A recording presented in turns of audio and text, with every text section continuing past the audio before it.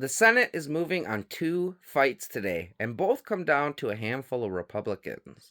Let's start with Iran.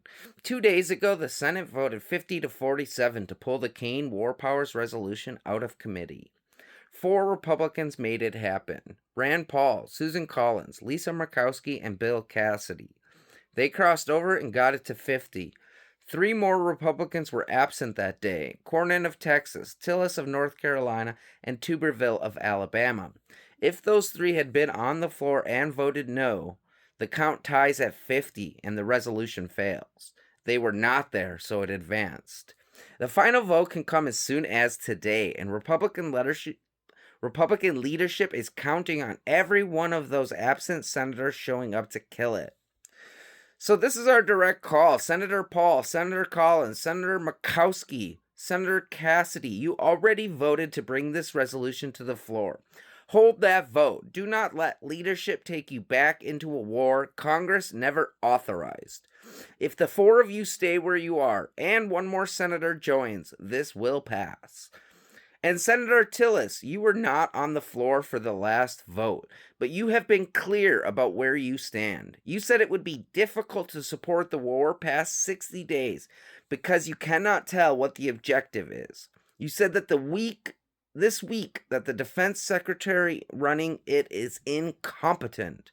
You are not running for re-election, so there is no campaign and no primary holding you back. If you believe what you have said, you have no reason to vote any way but yes. Show up and vote yes. Call the switchboard. The number is 202-224-3121. Tell your senators to vote yes on the War Powers resolution. A president who keeps the country in a war Congress never authorized is not operating inside the law, no matter which party. Now, on to the reconciliation bill.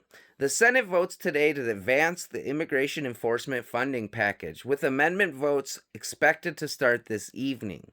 Here's what is in it: over $38 billion for ICE, more than $22 billion for customs and border protection, all of it funded through 2029. So the next administration will inherit this machine, no matter who wins. So they also tried to slip in $1 billion for the White House ballroom. It was routed through the Secret Service. The Senate parliamentarian struck it down last weekend. It broke the Byrd Rule, which says that reconciliation money has to have a real budget purpose and stay within the committee's lane. So Republican leadership is now trying to rewrite that language and jam it back in. Watch for that during the amendment votes, and if you see it come up, vote no.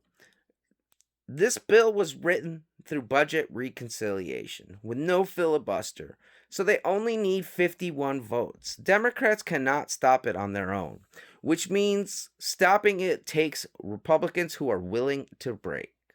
To the Republicans, Collins and Murkowski, you guys already voted against the budget resolution that started this process. You have done it once, do it again. And to any Republican facing a hard race in 2026, you are going to have to go home and explain $38 billion check to ICE while your constituents costs climb, and services get cut. Additionally, ICE has openly violated the United States Constitution. If you are a constitutional Republican, vote no or answer for it in November. To all of the Democrats, all 47 of you, this one works if you hold together. Not one defection, not one senator who decides this bill to look reasonable on. 47 no votes every time, no exceptions. And that brings me to Senator Fetterman. You said that the tactics have to change. You called the Minneapolis operation ungovernable and dangerous. You were right, but this bill funds that same agency for 3 more years with not one reform attached. No oversight, no accountability, no answer for the families in Minneapolis. And additionally, you cannot say that the tactics must change and then write a blank check to the people using them, violating our Constitution. Stand up for our Constitution and vote no on this bill. Call 202-224-3121. Tell your senators to vote no on the reconciliation bill.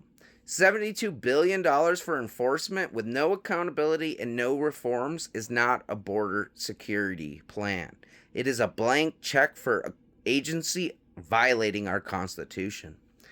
2 votes today that we are really watching: the Iran War Powers Resolution and the Immigration Enforcement Funding, and they are both moving right now. Today is the moment to make the call to your senators.